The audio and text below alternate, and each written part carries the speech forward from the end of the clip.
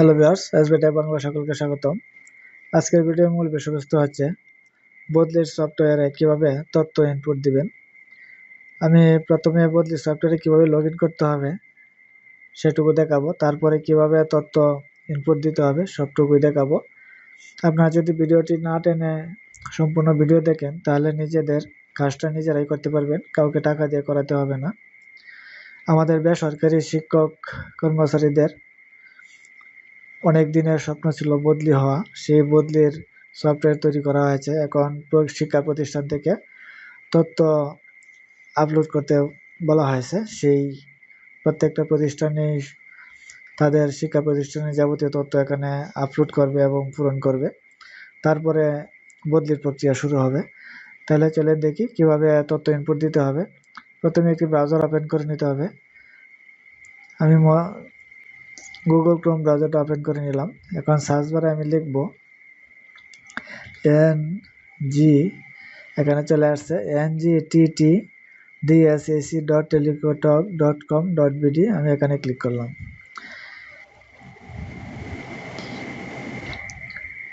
এখানে ক্লিক করার পরে এরকম একটা পেজ এখানে আসছে, শো করছে। এখানে আছে শিক্ষক বদলি ব্যবস্থাপনা, এখানে আছে ইউজার নেম এবং পাসওয়ার্ড।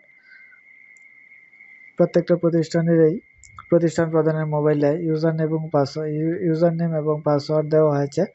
সেই ইউজার নেম এবং পাসওয়ার্ড এখানে বসাতে হবে, বসিয়ে এখানে প্রবেশ করতে হবে। তো আমি আমার ইউজার নেম এবং পাসওয়ার্ড দিয়ে দিব।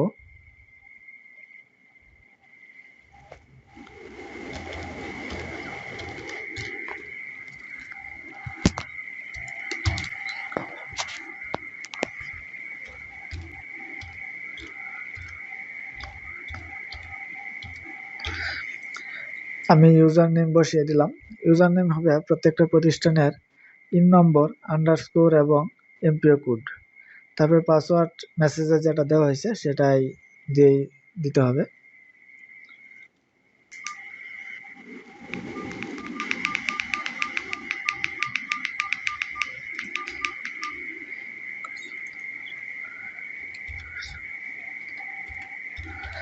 আমি আমার পাসওয়ার্ডও দিয়ে দিলাম।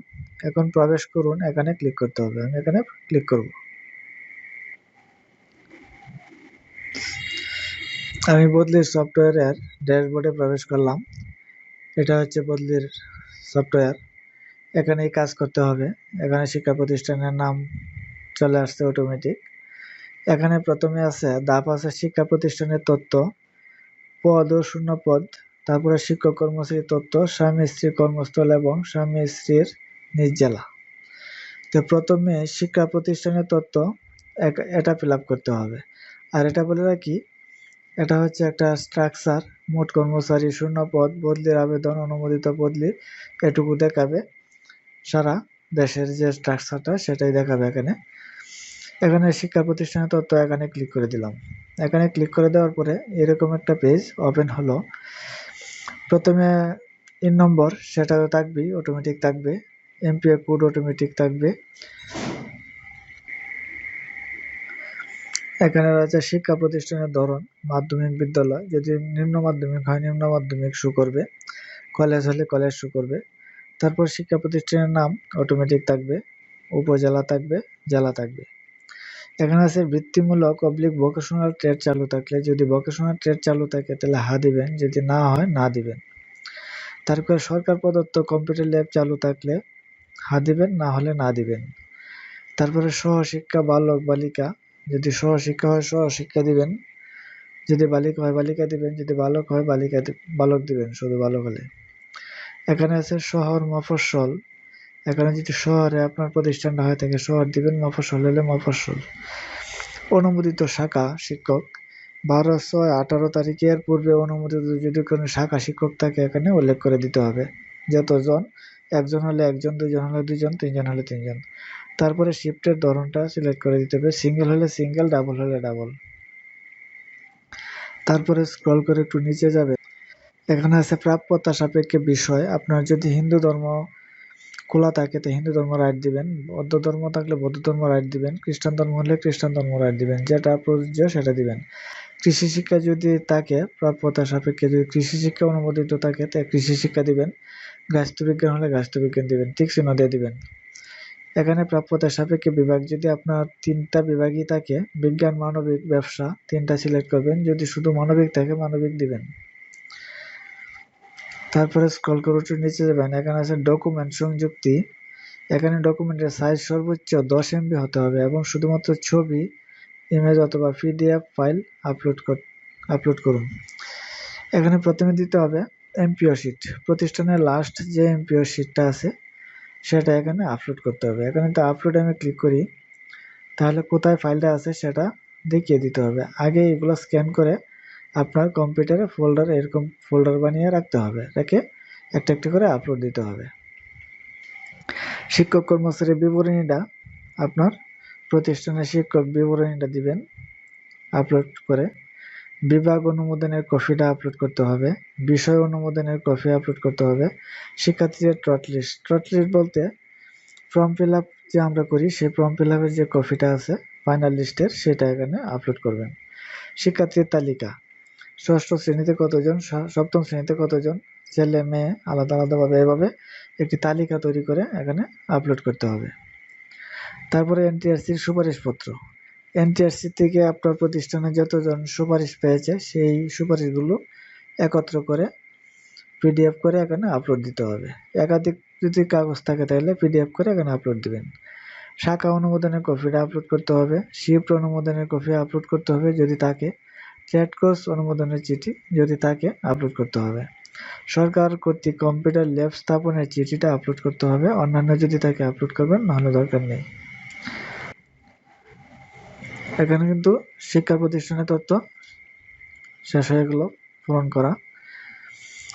শিক্ষা প্রতিষ্ঠানের তথ্য যদি শেষ হয়ে যায়, প্রথম কাজ শেষ, তারপরে যেতে হবে শূন্য পদ, এখানে ক্লিক করতে হবে। পদ ও শূন্য পদ এখানে ক্লিক করতে হবে। এখানে ক্লিক করার পর এখানে আছে পদের ধরন যদি প্যাটার্নভুক্ত দেন, যদি অতিরিক্ত শিক্ষক হয় অতিরিক্ত দিবেন, যদি প্যাটার্নভুক্ত হয় প্যাটার্নভুক্ত পদ দিবেন। ক্যাটাগরি সিলেক্ট করে দিবেন, প্রশাসনিক হলে প্রশাসনিক, শিক্ষক হলে শিক্ষক, তৃতীয় শ্রেণী, চতুর্থ শ্রেণী যেটা পূরণ করবেন সেটা দিবেন, প্রশাসনিক দিয়ে দিলেন। পদের নাম প্রধান শিক্ষক, সহপ্রধান শিক্ষক, যেটা দেন দিবেন। বিষয়, প্রশাসনিক ক্যাটাগরি ক্ষেত্রে বিষয় হবে না, অনুমোদিত পদ, এটা যদি শূন্য থাকে, যদি কর্মরত না থাকে, অনুমোদিত পদ একটা, কর্মরত এই জায়গায় যদি কর্মরত থাকে তো একটা দিয়ে দিবেন, যদি কর্মরত না থাকে তাহলে এখানে শূন্য দেখাতে হবে। এখানে শূন্য অটোমেটিক চলে আসছে। আমি যদি কর্মরত থাকে তাহলে 1 বসিয়ে দিবেন, তাহলে শূন্য কিন্তু থাকতেছে না। তারপরে তালিকায় যুক্ত করুন ক্লিক করতে হবে। ক্লিক করে এভাবে প্রত্যেকটা টিচারের তথ্য এখানে দিতে হবে। আপনার প্রতিষ্ঠানে যতজন প্রশাসনিক কর্মকর্তা আছে, তারপরে তৃতীয় শ্রেণী কর্মচারী আছে, চতুর্থ শ্রেণী কর্মচারী আছে, শিক্ষক আছে, সকল তথ্য এখানে দিতে হবে একটা একটা করে। প্যাটার্নভুক্ত, তারপরে ক্যাটাগরি আপনি দিবেন শিক্ষক, তারপরে পদের ধরন শিক্ষক, বিষয়টা সিলেক্ট করে দিবেন, বাংলা হলে বাংলা, ইংলিশ হলে বাংলা, অনুমোদিত পদ যদি একটা হয় তাহলে এনে কর্মরত যদি থাকে তো কর্মরত 1 দিয়ে দিবেন, যদি কর্মরত না থাকে অটোমেটিক শূন্য কিন্তু দেখা যাচ্ছে, এটা কিন্তু শূন্য হয়ে যাবে। এরকম ভাবে আপনার প্রত্যেকটা শিক্ষক কর্মচারীর তথ্য এখানে দিবেন, দিয়ে তালিকায় যুক্ত করুন ক্লিক করবেন। এটা শেষ হয়ে গেলে তো চলে যেতে হবে শিক্ষক কর্মচারীর তথ্য, এখানে ক্লিক করে দিবেন। এখানে ক্লিক করে দেওয়ার পরে এখানে আছে ইন্ডেক্স নম্বর। এখানে কিন্তু EMIS থেকে অটোমেটিক কিন্তু সার্ভারে ইন্ডেক্স নাম্বার নিয়ে আসছে, আপনার প্রতিষ্ঠানের সকল ইন্ডেক্স নাম্বার। এখানে চাপ দিলে কিন্তু ইন্ডেক্স নাম্বারটি শো করবে। একটা করে ইন্ডেক্স নাম্বার দিয়ে যদি এখানে বাংলা নাম না আসে তো বাংলা নামটা লিখে দিতে হবে, ইংলিশ নামটা অটোমেটিক চলে আসবে, জন্ম তারিখটা চলে আসবে অটোমেটিক। এখানে নিজ জেলাটা সিলেক্ট করে দিতে হবে, নিজ উপজেলাটা সিলেক্ট করে দিবেন, নিজ জেলা এবং উপজেলা সিলেক্ট করে দিবেন। এখানে NID নাম্বারটা দিতে হবে, যদি অটোমেটিক না আসে NID নাম্বারটা লিখে দিতে হবে। মোবাইল নাম্বারটা অটোমেটিক চলে আসবে EMIS থেকে, এগুলো সব অটোমেটিক চলে আসবে, যদি না আসে তাহলে লিখে দিতে হবে। তারপরে স্ক্রল করে একটু নিচে যাবেন, এখানে আছে কোনো অভিযোগ আছে কিনা, অভিযোগ যদি থাকে স্টপ পেমেন্ট যদি চলমান থাকে, সাময়িক বরখাস্ত থাকে, এগুলো দিতে হবে। ফৌজদারি মামলা থাকলে এখানে দিতে হবে। পদের ধরন প্যাটার্নভুক্ত হলে প্যাটার্নভুক্ত এভাবে সিলেক্ট করতে হবে। ক্যাটাগরি সেমভাবে সিলেক্ট করে দিতে হবে। পদের নামটা অটোমেটিকই আসবে। অনুমোদিত যদি হয় কর্মরত, এগুলো তো অটোমেটিক ওই জায়গাতে চলে আসবে। পুরুষ মহিলা, পুরুষ হলে পুরুষ, মহিলা হলে মহিলা সিলেক্ট করে দিবেন। নিয়োগের ধরন যদি এনটিআরসি সুপারিশ হয় তো এনটিআরসি সুপারিশ দিবেন, কমিটি হলে কমিটি দিবেন। তারপর প্রথম এমপিও ভুক্তির তারিখটা এখানে দিতে হবে। চাকরিতে প্রথম যোগদানের তারিখ দিতে হবে। বর্তমান প্রতিষ্ঠানে যোগদানের তারিখ দিতে হবে। যদি দুইটা প্রতিষ্ঠানে চাকরি হয়ে থাকে তাহলে দুইটা হবে। তারপরে স্বামী স্ত্রীর কোন প্রতিষ্ঠানে কর্মরত কিনা এটা যদি হয় হা দিবেন, না হলে না। স্বামী স্ত্রী নিজ জেলা এখানে সিলেক্ট করে দিবেন। তালিকায় যুক্ত করুন, এভাবে ক্লিক করতে হবে। এভাবে প্রত্যেকটা টিচারের কিন্তু তথ্য এখানে দিতে হবে। তালিকায় যুক্ত করুন দিলেই ওই শিক্ষকের তথ্য চলে যাবে। এভাবে প্রতিষ্ঠানের প্রত্যেকটা শিক্ষক কর্মচারীর তথ্য এখানে দিতে হবে।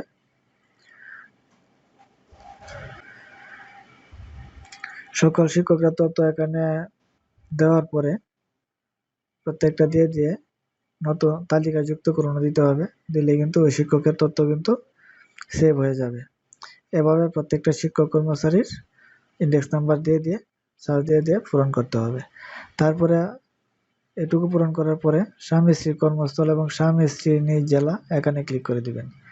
এখানে ক্লিক করার পরে এখানে কিন্তু অটোমেটিক যে কর্মস্থলের ধরন সরকারি হলে সরকারি সার্চ দিবেন, আধা সরকারি হলে আধা সরকারি, এমপিওভুক্ত হলে এমপিওভুক্ত।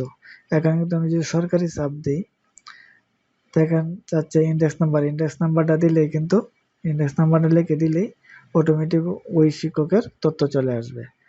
সেমভাবে আধা সরকারিটা দিলেও আইসা পড়বে। এমপিওভুক্ত হলেও যদি ইন্ডেক্স নাম্বারটা দেওয়া হয় সকল তথ্য এখানে চলে আসবে। যে তথ্য দেখুন ইন্ডেক্স নাম্বারটা দিলে কিন্তু সকল তথ্য চলে আসবে। মূলত বদলি সফটওয়্যারে এতটুকুই কাজ, এর বাহিরে আর কোনো কাজ নেই। এভাবেই আপনাদের সকল তথ্য এখানে ইনপুট দিতে হবে, আপলোড করতে হবে। তারপরে বদলির যে সিস্টেম আছে সেই সিস্টেম মাফিকই সার্কুলার হবে, তারপরে শূন্যপদের ভিত্তিতে বদলি হবে। হ্যালো ভিউয়ার্স, আজকের ভিডিওটা পর্যন্ত ছিল। বদলির সফটওয়্যারে কিভাবে লগ ইন করতে হবে এবং কিভাবে তথ্য ইনপুট দিতে হবে এবং কি কাগজপত্র আপলোড দিতে হবে সেটুকুই স্টেপ বাই স্টেপ দেখালাম। আপনারা একবার না হলে দুইবার ভিডিওটা দেখবেন, দেখে নিজেদের কাজ নিজেরাই করতে পারবেন, কাউকে দিয়ে করাতে হবে না। একটু সময় দিলেই হবে। আমার ভিডিওটা যদি ভালো লাগে থাকে তাহলে চ্যানেলটা সাবস্ক্রাইব করে রাখবেন যাতে পরবর্তী ভিডিও আপলোডের সাথে নোটিফিকেশন পেয়ে যান।